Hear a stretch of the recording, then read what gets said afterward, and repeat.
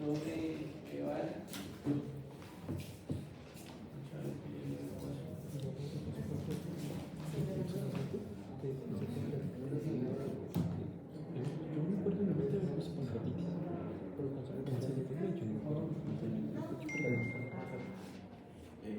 Yo me acuerdo con fotitos. Bueno, entonces,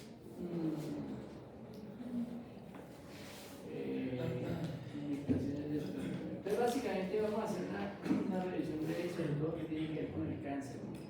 Básicamente.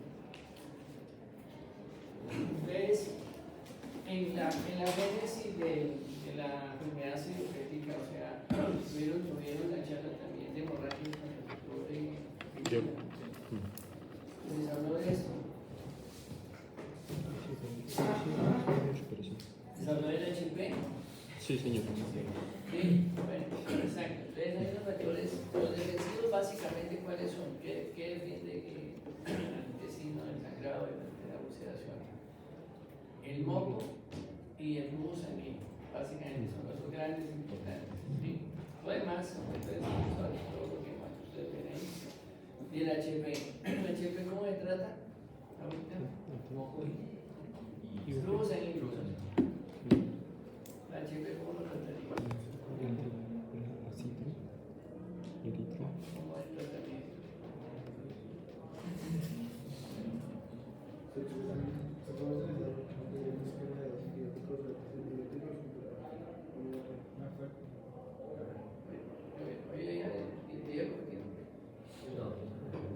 Oye, duro. Que se puede utilizar un esquema de 2 o 3 antibióticos junto con una red. Esos dos antibióticos que el doctor Hugo que los usados se llaman amoxicilina, doxiciclina y furazolam. Que es para los que están ¿Cuál le digo? amoxicilina, doxiciclina y furazolam. Microfurazolam. Que son los que está comprobado que no tienen la resistencia acá en Colombia. Bien, bueno. Entonces, vieron la psicopatología de la producción del ácido fosfórico, ¿cierto? ¿Sí hablaron de eso? El pago llega, diríamos, que termina, tiene dos ramas grandes, dos troncos, el tronco anterior, que es izquierdo, y el tronco posterior, que es derecho. Da unas ramas gástricas, ¿sí?, para el cuerpo y el fondo gástrico. Y termina en este nervio que se llama nervio lateral para el antro. Y acá da una rama hepática y da una rama celíaca, que la rama celíaca es esta, con esas subdivisiones. Y acá está el nervio lateral con falta de cuerpo. Y va a estimular para la producción de gastrina sobre las células parietales principales y producir esos dos factores que comentábamos anteriormente para la absorción de la vitamina B2, factor intensivo. Entonces, básicamente, eso es lo que sucede. El vago viene desde arriba, desde el núcleo ambiguo y el motor restante del vago. Entonces, viene alrededor del esófago, como vemos en la clase, y termina en esta rama. Aquí hay una producción de ácido clorhídrico que es guiada por el vago, el 50% de la fisiología. Hay una producción paracrina y endocrina intrínseca. Luego, dense cuenta que al suprimirla, para evitar el problema, los inhibidores de bomba de protones, pues históricamente se está inhibiendo todo. Por eso es un medicamento muy bueno para tratar los problemas de acidez, pero además para tratar el HP que puede vivir en un medio ácido, y efectivamente hay que volverlo alcalino para poderlo tratar con los antibióticos que ustedes comentaron ahí. Hay dos formas en la endoscopia que ustedes van a encontrar: la parte de los iones y las fibras pépticas verdaderas, las que atraviesan la mucosa. Entonces, estas gastritis erosivas son las que pueden terminar en problemas serios si se dejan avanzar. Y la úlcera pélvica ya atraviesa la mucosa y efectivamente es la que va a causar las complicaciones, específicamente el sangrado, la penetración o perforación, ¿sí? Y en algunas oportunidades la intratabilidad de la úlcera. Hablamos de la clasificación de Williamson de las úlceras, ¿sí? ¿Sí o no?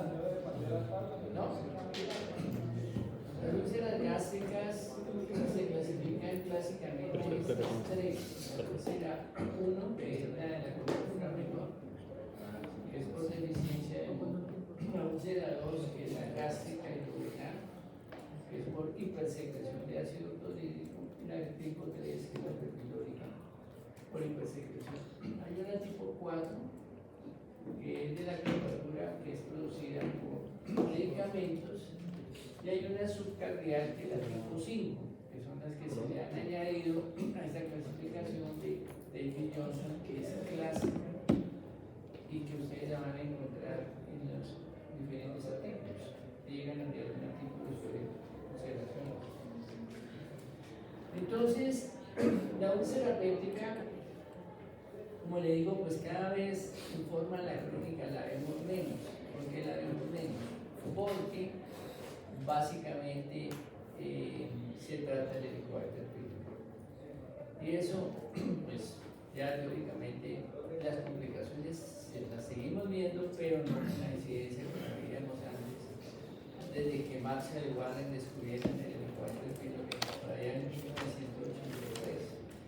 Entonces se hace esto cuando no se identifica qué hacer la gastrinemia, pensando en un tumor que se llama el tumor de Zollinger-Ellison gastrinoma, tumor de Zollinger-Ellison gastrinoma, o de una hipercalcemia, una enfermedad del paratiroides.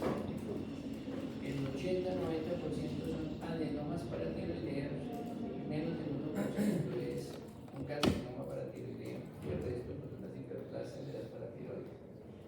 Bueno, de siempre hay que buscar y diferenciarlo del cáncer gástrico. Siempre todos los pacientes que tengan sintomatología digestiva, dolor, así sean de 20, de 30, cualquier cosa, hay que pedirle una endoscopia de vías digestivas siempre. ¿Listo? Tratamiento, todas. ¿Cuándo se operan? Pues cuando suceden estas cosas. O sangran, se perforan, o se obstruyen, o se vuelven inflamables. Siempre, ya hemos insistido en esto, ya ustedes lo vieron, ya les dije cómo rotar. ¿Qué es una vagotomía? La vagotomía es cortar el tronco. El tronco del vago, como veíamos en la parte inferior, el tronco acá, arriba, se llama vagotomía troncular.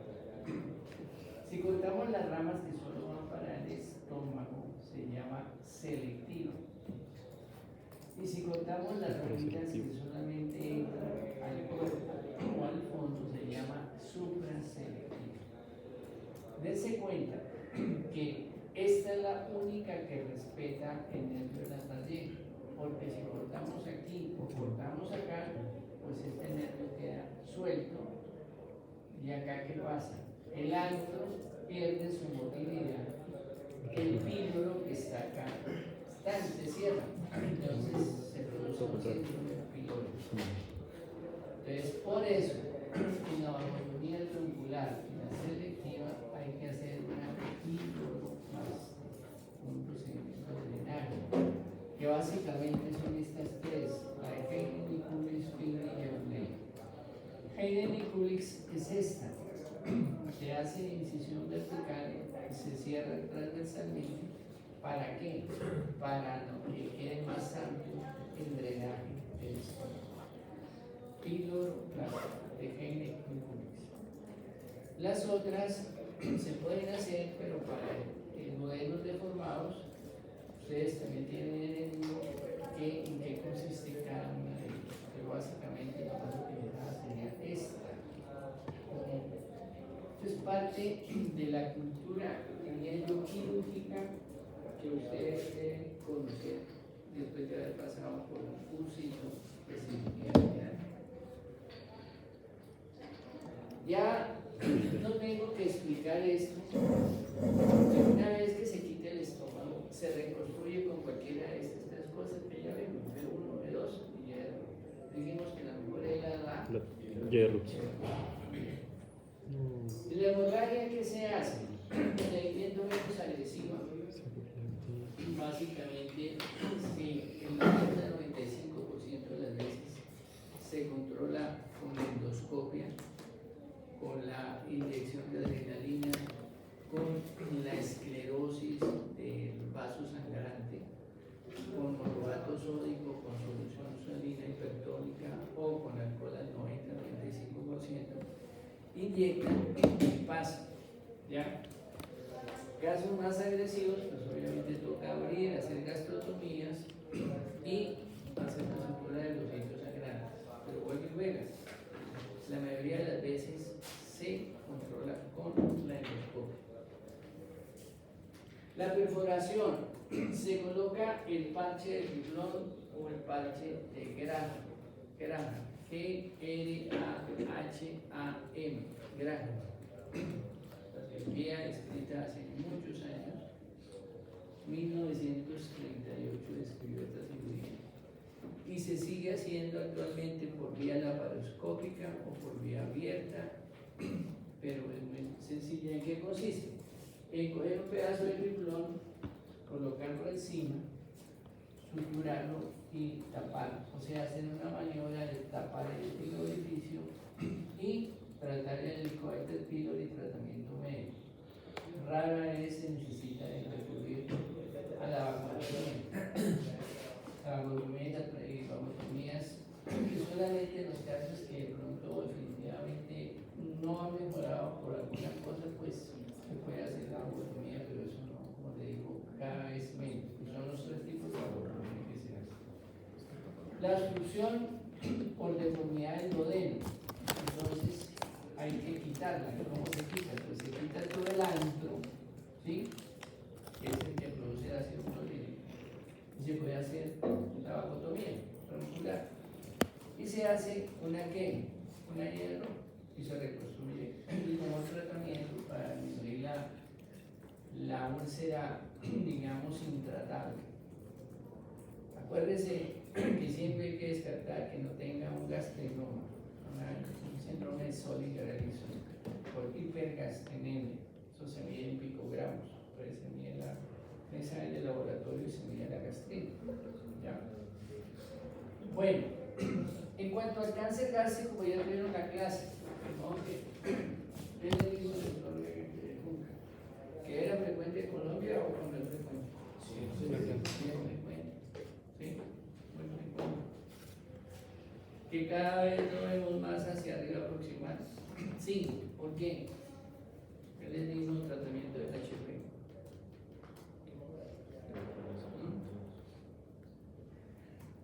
Hay varias cepas de Helicobacter pylori. Que habían unos que tenían genes de patogenicidad que eran como el CAP-A y el BAC-A, que se asociaban más a la presencia de cáncer gástrico. ¿Las qué? Habían unos genes patógenos, o sea, como unas subclasificaciones de Helicobacter que tenían como que se llamaban como CAP-A y BAC-A, que eran helicobacters que tenían mayor patogenicidad de cáncer. Exactamente. Entonces, el tratamiento para esto disminuyó el cáncer de la parte distal, pero se desplazó un poco hacia la parte proximal. Y la cirugía en la parte proximal es mucho más complicada, porque hay que disecar más el esófago para que no vaya a quedar cáncer en los sitios de sección. En Colombia lo encontramos en toda la cordillera. Hablamos de Nariño, que es el país no sino el departamental, y tiene uno de los que tiene una incidencia más alta de cáncer gástrico. Luego viene Valle, Cauca, Huila, Cundinamarca, Boyacá, Santander, o sea, las zonas altas donde pueden haber consumos de aguas nitradas que están dentro de la fisiopatología y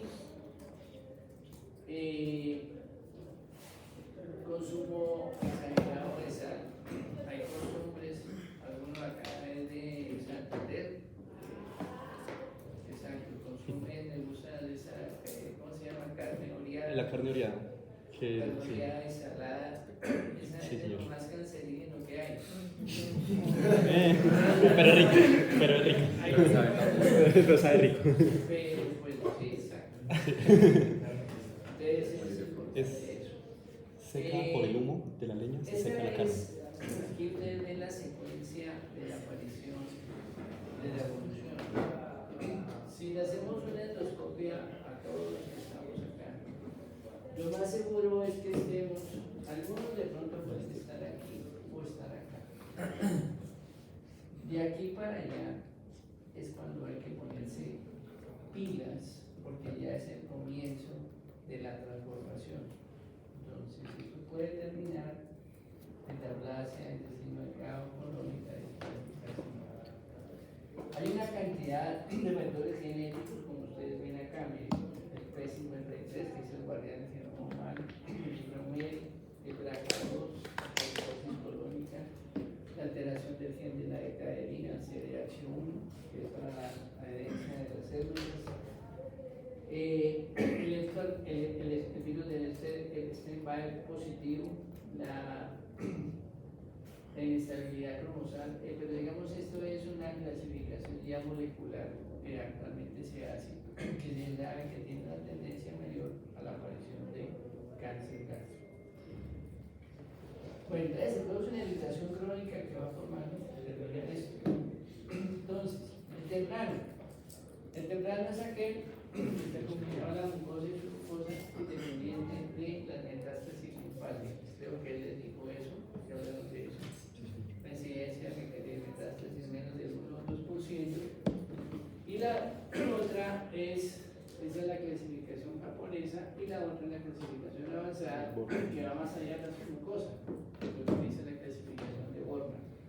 La de Borman va de 1 a 5, el 1 es prosfluido, el 2 ulcerado localizado, 3 ulcerado difuso, 4 difuso y 5 que es no clasificable. No clasificable. Entonces sabe qué tipo de Borman es. Entre más Borman tenga, más riesgo de que esté más avanzado el clon. Es el clon. El difuso generalmente son cánceres de tipo intestinal. Vamos a ver que hay dos tipos de cáncer. El difuso y el intestinal. Y este es mucho más agresivo que el intestinal. Entonces, todos los cánceres se clasifican de acuerdo a un TNM, de UT, tumor penetrante de ganglios y M de metástasis. Y hablamos de un número de ganglios, son de la curvatura la cercana, curvatura menor y mayor, luego la CN2 que va para para la gástrica, para la renal estomáquica, para la hepática, la esclénica, y las otras que son preaórticos. Y siempre M0 cuando no hay metástasis, cuando sí hay metástasis en cualquier tipo de tumor, desde la penetración. Estos son los ganglios que están ahí, los paracardiales derechos, los izquierdos, la curvatura menor, el cuerpo capiloso, capilóricos, incapilóricos y así sucesivamente. Arteria gástrica, arteria hepática común, las alrededor del tronco celíaco, el virus esplénico, la esplénica, ligamento hepatorenal, retropancreáticos, arteria mesentérica, mesocolon paradójicos. ¿Por qué les cuento esto? Porque las disecciones ganglionares mejoran un poco el pronóstico, pero no se necesita ir más allá de una disección ganglionar, o sea, las primeras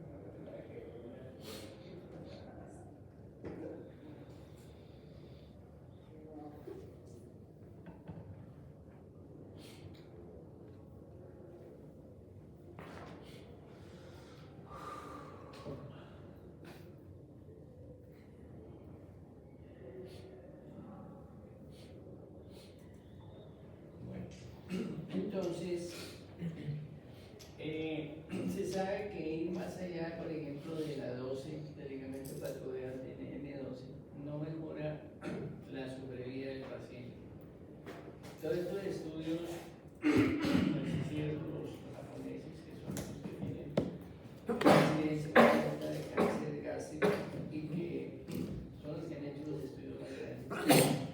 Y llegaron a esa conclusión. Eso era un debate que había. Si el temprano era diferente que el otro. No es el mismo cáncer, pero que va avanzando así de sencillo. Entonces las disecciones no son necesarias, más allá de D2, o sea, de 12. Bien, entonces les comentaba como el 95% son adenocarcinomas, 4% de linfomas y el 1% son los tumores gastrointestinales, los GITS. Hablábamos del temprano y avanzado, que ya vimos la definición. Hay una clasificación que ustedes van a ver, que ya les comentaba, el difuso intestinal. El difuso, que es de pacientes jóvenes de muy mal pronóstico, el intestinal es de pacientes mayores de 50 años, es de mejor pronóstico. Y ya habíamos comentado la tendencia a ser más proximal. Entonces se hacen las gastrectomías dependiendo de la localización y se le hace terapia de quimio-radio neoadyuvante o adyuvante. Neoadyuvante es antes del procedimiento quirúrgico, adyuvante es después del procedimiento quirúrgico. ¿Qué cosas se manejan hoy nuevas? Se manejan como cosas nuevas el IPEC, que es la quimioterapia intraperitoneal hipertérmica. Para casos de, digamos, carcinomatosis, los estados 4. El PIPAC, que es la quimioterapia aerosol intraperitoneal presurizada. Y ahí están las reconstrucciones que ya hemos discutido y que ya vimos cada una de ellas. Entonces, cuando uno habla de resecciones, dice que hizo una R0, quiere decir que se resecó completamente el tumor. Hay una R0 absoluta que está relativamente buena. La R1 queda tumor microscópico y la R2 queda tumor macroscópico. Esa es la terminología que ustedes van a encontrar y que deben saber conocer.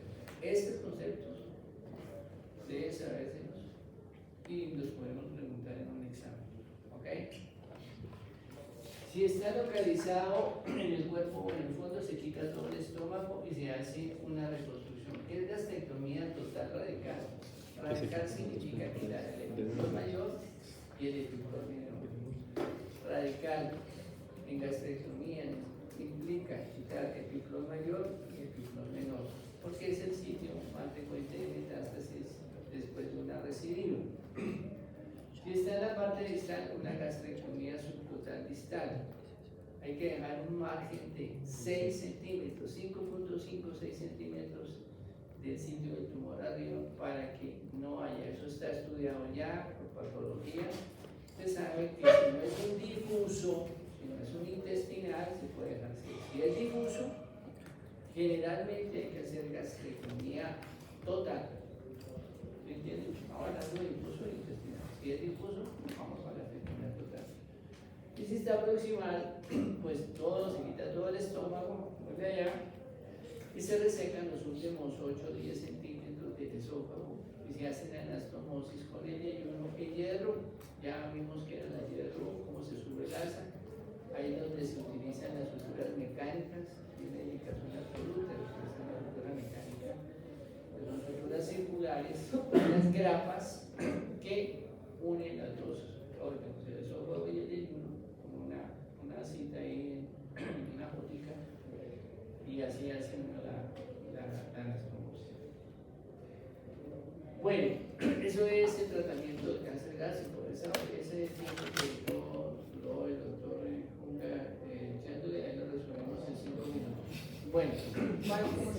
En el páncreas hay 4 patologías del páncreas.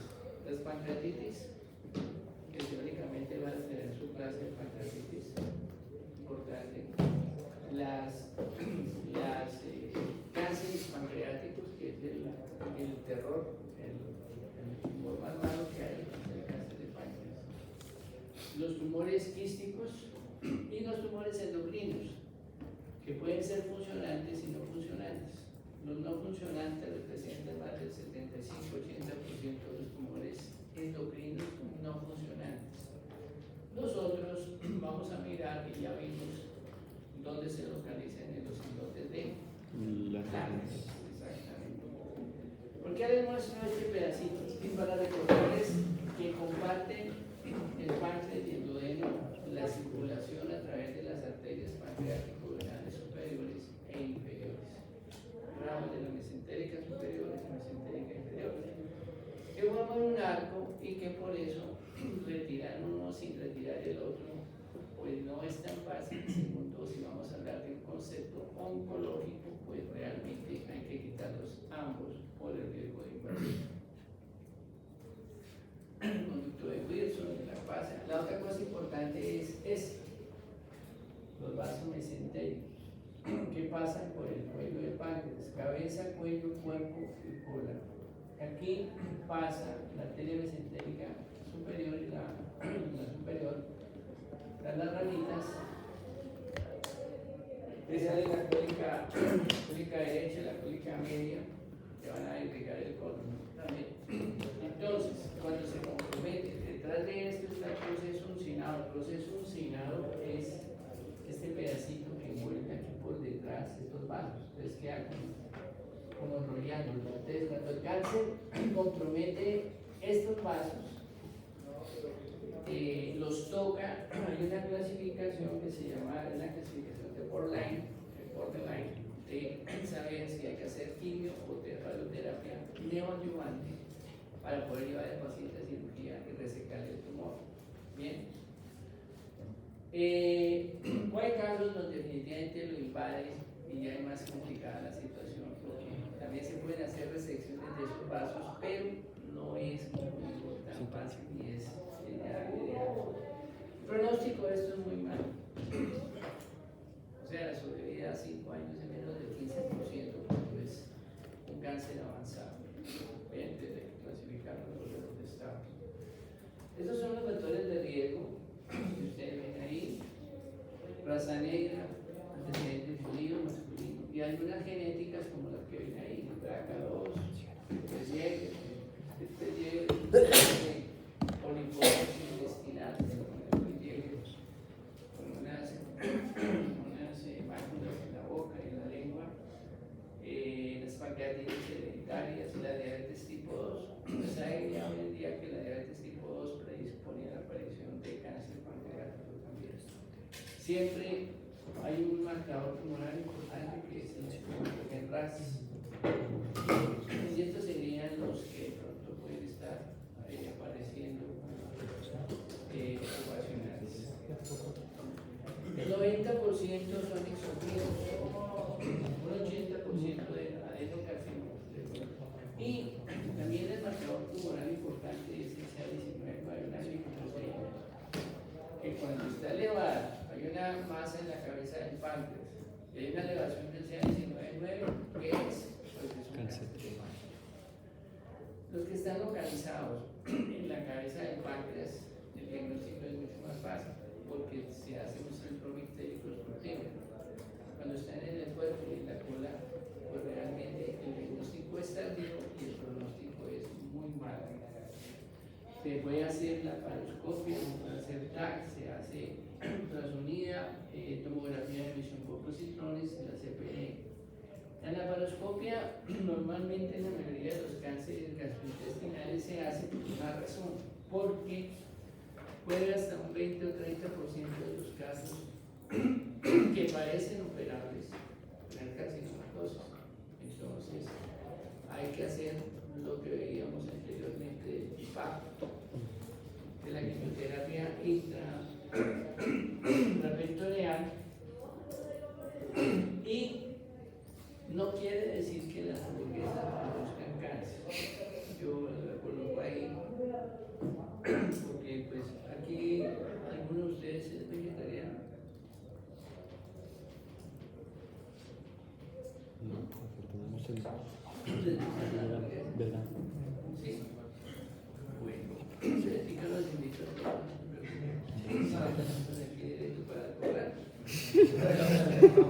Más baraticas. Entonces, no, lo que queremos decir con esto es que el consumo excesivo de calorías, pues se sabe que se ha visto en los obesos,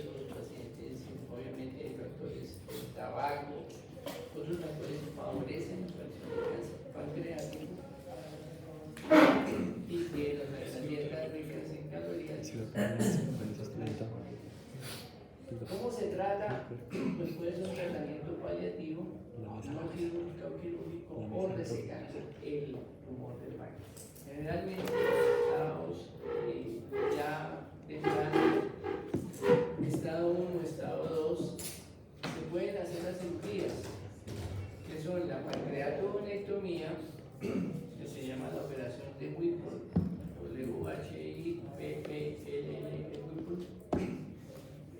la operación de Whipple, la cual se quita la cabeza del páncreas y el duodeno, y se hacen 3 anastomosis, una al duodeno, una páncreas, una a la vía biliar y la otra al estómago. Entonces quedan tres anastomosis. Si es de la parte distal, pues se quita la parte distal. Si no hay compromiso del vaso, se puede preservar el vaso. O si no, hay que hacer una esplenectomía junto con la pancreatectomía distal. Si se llega a pensar que se va a quitar el vaso, el paciente debe recibir una vacunación, la vacuna antineumocócica. Entonces, hay que aplicarlo siquiera unos 8 días o 15 días antes de la cirugía. ¿Bien? ¿Para qué? Para que no haya tantas complicaciones inmunológicas en el postoperatorio. Entonces, se vacuna antes en caso de que quitar el vaso. ¿Okay? Las lesiones quísticas, el 80% son pseudoquistes. Y los pseudoquistes tienen 2 causas importantes: el trauma y las pancreatitis agudas severas complicadas. Sí. ¿Ya? Entonces, los pseudoquistes se pueden drenar, se pueden resecar, y esas son de manejo, digamos, intervencionista, para lo que es intervencionista, podría hacerse. Las lesiones quísticas verdaderas, las que tienen pared propia, y no de los vasos, de los órganos adyacentes, esas hay que resecarlas, especialmente en el carcinoma de tipo mucinoso. Se cuenta que están los serosos, mucinosos, teratomas. Hay una nueva clasificación de estos quistes, pero pues es un poco más complicada. Me interesa que recuerden que los mucinosos y estos, todos los verdaderos, es mejor resecarlos todos. O sea, hay que quitarlos. No se pueden hacer drenajes percutáneo ni nada por el estilo, porque tienen un riesgo de malignización, sobre todo los mucinosos. Ahí está eso. Drenaje percutáneo, resección quirúrgica o quiste verdadero, siempre hay que resecar. Los tumores endocrinos, entonces tenemos lo siguiente. Dense cuenta que aparece el insulinoma, carcinoma, lipoma, glucagonoma. Vemos que cada uno tiene una célula en el islote del ángel. Cada uno produce una hormona y que están asociados a lo que se llama las neoplasias endocrinas múltiples, los MEN. ¿Ya? ¿Todo esto ya lo habían visto? Sí, sí, ¿no? Nunca la primera que lo presenta, creo. Entonces,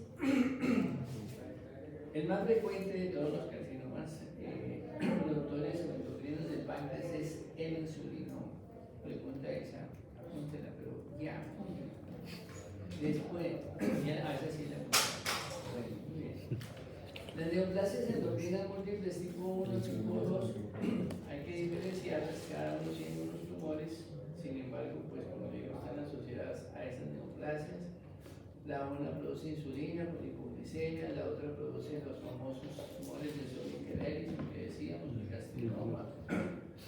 En glucagonoma, las células alfa que produce hiperglicemia, ¿verdad? Y decíamos que el 75%, 80% son no funcionantes y solo un 20% estaría funcionando. Entonces se produce la triada de cociente de insulina y glucosa que debe ser mayor de 0.3 es diagnóstico de un insulinoma. Entonces se hace la resección quirúrgica, se localiza, etc. Y los gastrinomas, lo mismo que ya habíamos dicho que eran unos úlceras que no responden al tratamiento, es un tumor pancreático productor de insulina. No productor de insulina es el sodio y el erizo que ya habíamos comentado. En cuanto al hígado, vemos que el carcinoma hepatocelular, o sea, el hepatocarcinoma, es uno de los más frecuentes primarios del hígado, claro.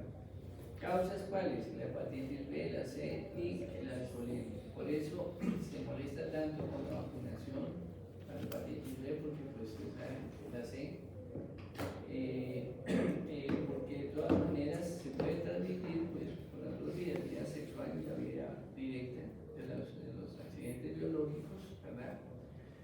Entonces es importante, y en las otras enfermedades, como lo que ustedes ven ahí también, es más frecuente en los hombres que en las mujeres, y el tratamiento cuando está localizado es hacer lobectomías hepáticas, o sea, resecar el pedazo hepático, o hacer segmentectomías. ¿Cuántos segmentos hepáticos se conocen? Pues son los segmentos de Quinault, que son 8 segmentos, 4 y 4, estaban en la parte de atrás está el lóbulo cuadrado y el lóbulo caudado, que están cerca de la cava, y los otros están numerados del 1 al 8. Entonces eso es lo que yo siempre he dicho, es la anatomía de prequinto, tienen que recordar los segmentos de Quinault. Lo que más se va a ver, y ustedes van a ver en los pacientes, es que tienen metástasis hepáticas. Obviamente ya eso estaba ya, porque es un estado ya de un paciente que se murió, que está muriendo. Es más frecuente las metástasis de adenocarcinomas, específicamente del colon y el recto, que es el más frecuente, pero también puede aparecer metástasis del estómago, del páncreas, ¿cierto? Pero el más frecuente es el del colon. Por eso, cuando usted encuentra bien una ecografía y encuentra que hay múltiples metástasis, o sea, imágenes nodulares, le piden un antígeno carcinocoronario, se le hace una punción, se toma una muestra, le va a reportar un adenocarcinoma. Hay que buscar el tumor primario, porque puede estar en el estómago, puede estar en el páncreas, o puede estar en el colon. Entonces, toca hacerle TAC también para mirar que no haya una masa en la cabeza del páncreas. Y se hacen las resecciones hepáticas de estas metástasis cuando son pocas, menos de 4 o 5.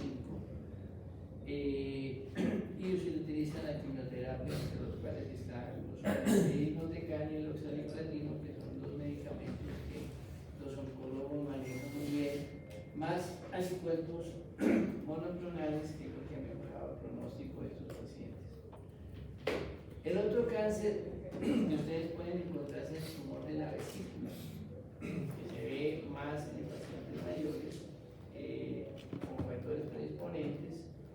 Prevalignos están los pólipos adenomatosos mayores a 1 centímetro. Se hablaba de la vesícula en porcelana, pues ya la vesícula en porcelana no se mantiene como una entidad premaligna, dado de que se hizo un estudio donde se encontró que más de 1000 pacientes de autopsias que tenían un metaanálisis, pues no tenían un rango y un cambio en la formación de un carcinoma de la vesícula. Entonces, pues tratamiento es sacar la vesícula y cuando está invadiendo el hígado se hace la resección del segmento que está debajo, o sea, el segmento 5 o el segmento 4B. Bueno, en cuanto al tumor de las vías biliares, o sea, el colangiocarcinoma. Hay unas entidades que se consideran patógenas. Dentro de ellas está la colangitis esclerosante, que es una alteración genética, la colitis ulcerativa, la enfermedad inflamatoria del intestino, junto con el Crohn, los quistes del coledo porque son congénitos. Entonces ustedes en pediatría pudieron ver, por lo pronto en cirugía pediátrica, les hablaron de los quistes de Koledo por la clasificación de Todani, que habla de 1 a 5 en la enfermedad de Carol y todas estas entidades que conllevan a resecciones de estos quistes de Koledo por el riesgo aumentado de 20 o 30 veces más el riesgo de aparición de un colangiocarcinoma tardíamente, por eso se resecan y obviamente se reconstruyen con la hierro que comentábamos anteriormente, pero eso es en los niños. Generalmente estos tumores están en el tercio proximal, o sea, y todos tienen un nombre, un epónimo que se llama tumor de Klatskin. Y ese nombrecito tienen que aprenderse. El tumor de Klatskin es el tumor del colangiocarcinoma del tercio proximal. Bien, para producir introductiva, y alguien se acuerda que es el signo de culpacidad tardía. Semiología.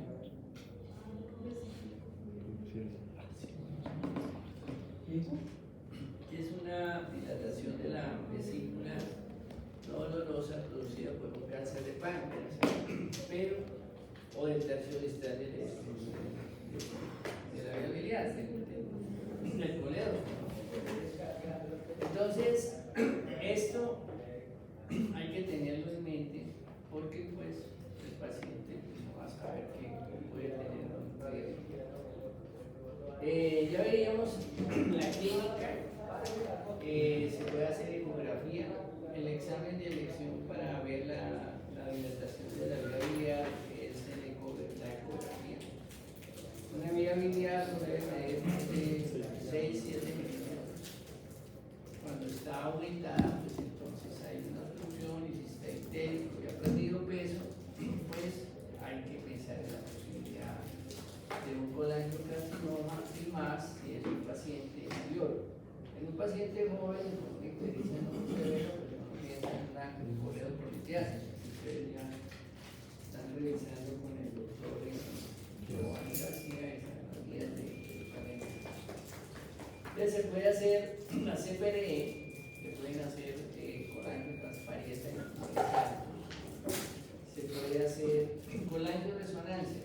Colangioresonancia tiene unas indicaciones claras, ayuda mucho al diagnóstico, no es tan invasivo y pues por eso se puede tener la localización del tumor para plantear la posibilidad de una resección quirúrgica del tumor.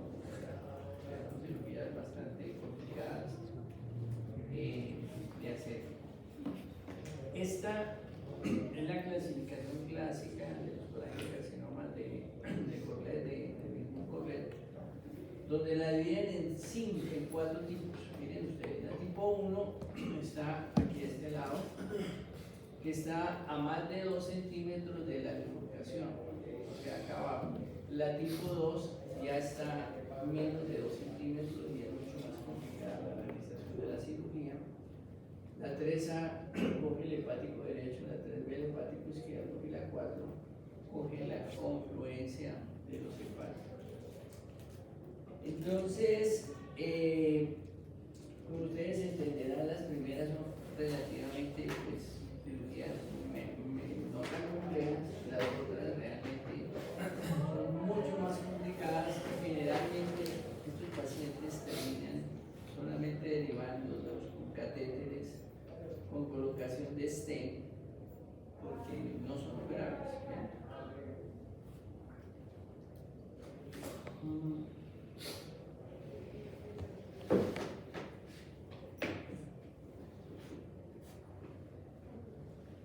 Al menos ustedes cómo se puede tratar, que es por resección quirúrgica o colocación de stent, que es lo que más se hace.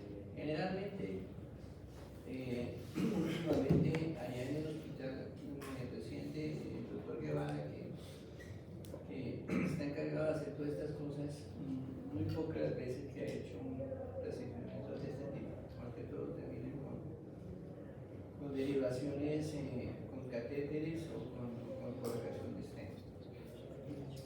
Acá está lo que comentábamos de los quistes. Leíamos que los tumores benignos básicamente son estos 4: los quistes, los adenomas, la focal, los amartomas y los hemangiomas. Estos son benignos. Los adenomas y la hiperplasia nodular focal están asociadas al consumo de los anticonceptivos orales, en la década de los 60 hubo una proliferación severa de todas estas cosas. Algunos tienen un componente premaligno, por ejemplo la hiperplasia nodular focal. Entonces tocaría hacer resecciones hepáticas. ¿Bien? Los otros son los quistes. El nombre cuente, la enfermedad quística, hepática y renal, por ejemplo, ustedes van a encontrar en cualquier ecografía que hay quistes hepáticos simples, que cuando son pequeños se pueden observar, cuando son grandes pues hay que resecarlos. Y los otros son los parasitarios, o sea, los quistes parasitarios que se ven más que todo en Uruguay, no se ven tanto en Colombia. Aquí en el Bichada, en la parte sur de Leticia, sí se ha encontrado algo de equinococos. En cuanto al vaso, pues básicamente ustedes saben que el vaso tiene funciones inmunológicas y hematológicas. Entonces es un órgano que hay que tratar de preservar al máximo, pero tiene algunas indicaciones de la resección, o sea, de la esplenectomía. Esa esplenectomía pues se ve en cualquiera de estas patologías que están acá. La que más frecuentemente consulta en la cirugía general para la esplenectomía laparoscópica es la púrpura trombocitopénica inmunológica o inmune. Y acuérdense que pues, se produce pérdida de plaquetas, baja de plaquetas, sangrados por debajo de 50.000 o de 30.000. Hay un riesgo de hemorragias severos, sobre todo hemorragia cerebral, y que pues también se ve a veces en niños. Otra causa es el síndrome de hipertensión portal de pequeño circuito, como ustedes ven ahí, forman un trombo en la esplénica, acá arriba, acá está el trombo, está aquí. Entonces crea un síndrome de hipertensión portal con varices acá. Entonces al cortar acá hacer la esplenectomía, pues pasa la presión y ya no hay tanto riesgo. Algunas enfermedades severas, el hiperestrenismo, por ejemplo, en algunos síndromes de hiperestrenismo, en algunas enfermedades como el Hodgkin o el no Hodgkin y las leucemias. Otras indicaciones sería el síndrome de Felty, que ustedes han oído nombrar y que viene en la medicina interna, la saben que tiene artritis, esplenomegalia y neutropenia. La otra, la sarcoidosis, la enfermedad de Gaucher, que se acuerdan que es una alteración de los glucolípidos, acumulación de estas sustancias, porfiria tropoidética, quistes, pseudoquistes parasitarios, ¿sí? Traumáticos, que está en la mitad. Y el otro, los abscesos, que son abscesos esplénicos vistos en pacientes inmunosuprimidos. Se empezaron a ver mucho más en los pacientes VIH cuando no había todo este tratamiento que hay actualmente con retrovirales. En cuanto al cáncer de colon, más o menos está en la distribución, como ustedes ven ahí, eso varía mucho. Hay algún que tiene peor pronóstico, como es el del colon derecho. ¿Por qué? Porque el diagnóstico se hace más tardío. Acá el diámetro del colon es mucho más alto. Se va a manifestar, por ejemplo, por diarrea, masa y una pérdida de peso, anemia. El izquierdo, por ser más estrecho, pues va a producir cambios en el hábito intestinal, en la forma de las heces del bolo fecal, y obviamente la anemia o la rectorragia. Entonces, se sabe que la gran mayoría de los cánceres de colon son esporádicos y que están originados en los pólipos. Entonces los pólipos son la causa más importante de aparición de estos tipos de cánceres. Y hay predisposiciones genéticas dentro de estos cuatro grupos. La poliposis adenomatosa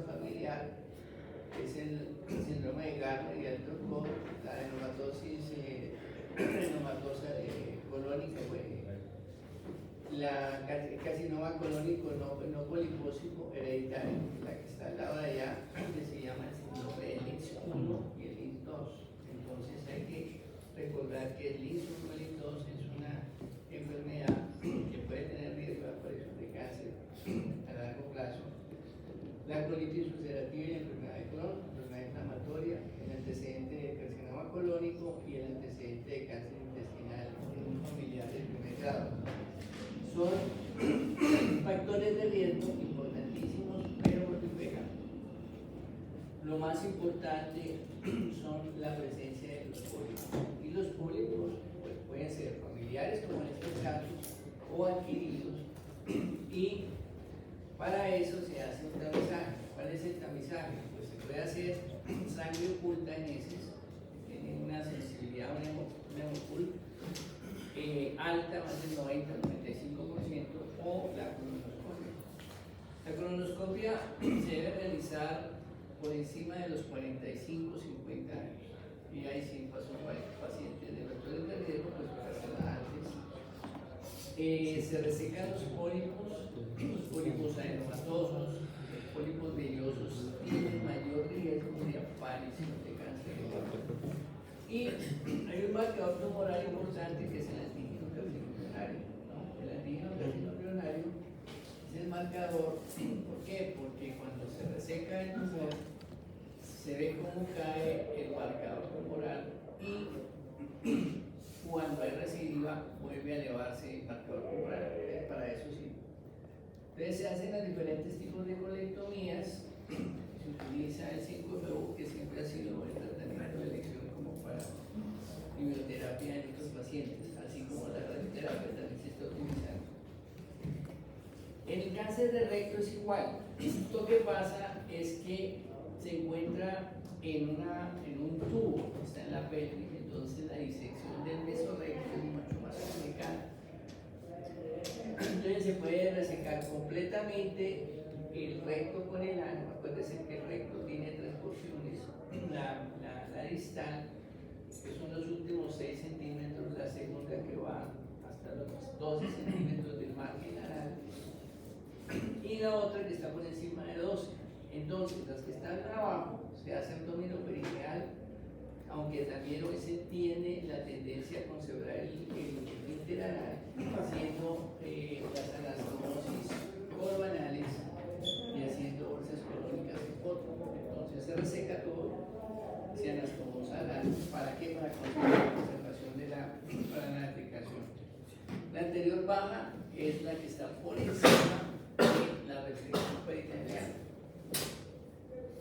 Y finalmente, el concepto de obesidad mórbida. La obesidad mórbida, pues parece que es un problema que está azotando al mundo. En Estados Unidos es muy importante. En Colombia, con tanta hambre, sin embargo, tenemos bastantes obesos. Ustedes conocen lo del índice de masa corporal, que está por encima de 30-35 y otros que pueden llegar hasta 50. El manejo de la obesidad mórbida implica un grupo multidisciplinario. Necesita un endocrinólogo, necesita una nutricionista, un psicólogo, una psiquiatra, un cirujano bariátrico, y recordar que la cirugía bariátrica es lo último que se debe aplicar y que se debe hacer en un paciente con obesidad mórbida, que realmente tienen todas estas alteraciones que implican todo este problema metabólico que conlleva a cáncer. O sea, la obesidad lleva a cáncer, reflujo gastroesofágico, cálculos biliares.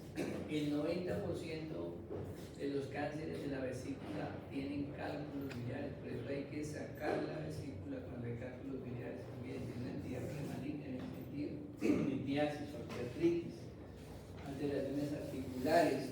Entonces, es un problema bastante serio que se puede manejar primero, como les digo, en una clínica de obesidad, y cuando ya las cosas no funcionan, el paciente debe ir a la cirugía bariátrica. La cirugía bariátrica